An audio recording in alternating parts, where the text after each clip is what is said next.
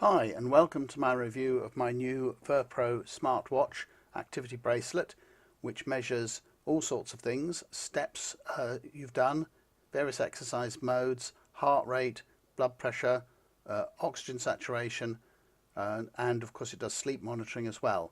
It's really a nice watch, nicely thought out and quite comfortable to wear. So just a very quick step through. It's a nice elegant watch, comes in a nice presentation case. It's got a proper strap with a proper buckle.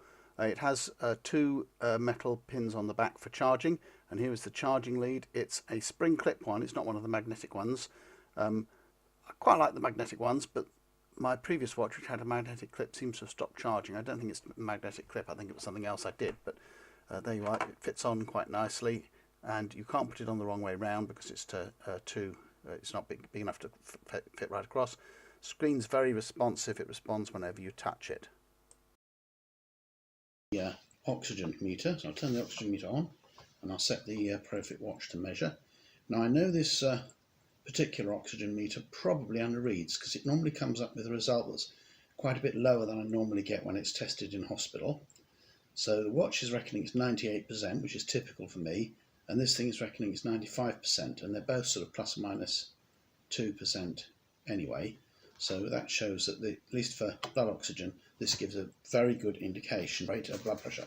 So I've got a blood pressure monitor here, a collar and cuff type one, which I should put on my right arm because I don't want to interfere with the reading of the watch. So there we are, turn it on, go into the blood pressure mode and click measure.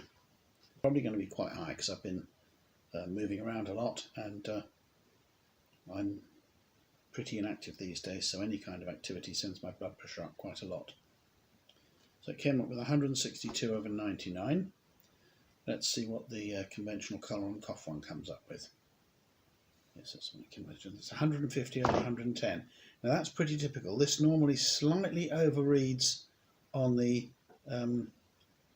systolic and slightly underreads on the diastolic. So there's a difference of about 10 in each. This is 162/99, this is 150/110. So I would say that probably this, whilst it gives you a good indication, isn't going to measure your blood pressure accurately, unfortunately. Maybe it'll be different for some other people, I don't know. So let's have a look at the heart rate.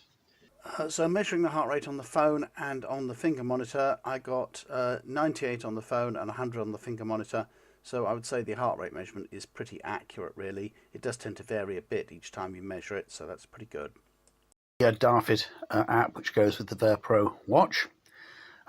If you click on any of these different things, you get some detailed information. The steps isn't very interesting because I haven't really gone very far today, or indeed at all, because I can't really walk very far at the moment.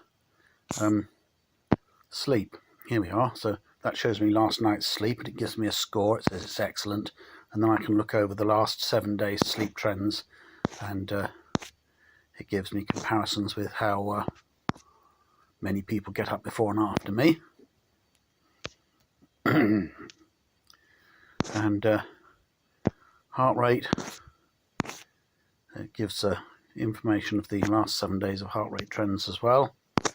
And blood pressure, which I've taken a few times using this device, always seems to come out around about 162/88, or within plus or minus 4 or 5 in each direction.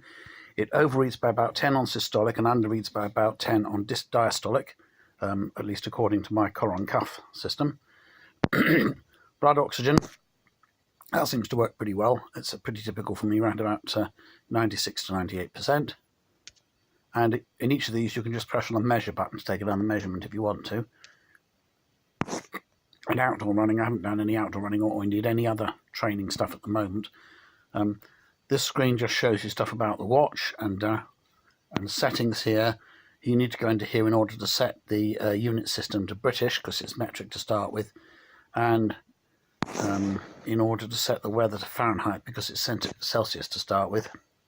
And then this screen here is your own profile. You can set your own goals and so on. You can't set a goal of fewer than 4,000. The heart rate, it does monitor automatically continuously, but the others, you have to do a measurement if you want to measure it. It does say about automatically doing blood pressure and automatically doing OT, but I haven't found out a way of making it automatically monitor those yet. You have to do it manually.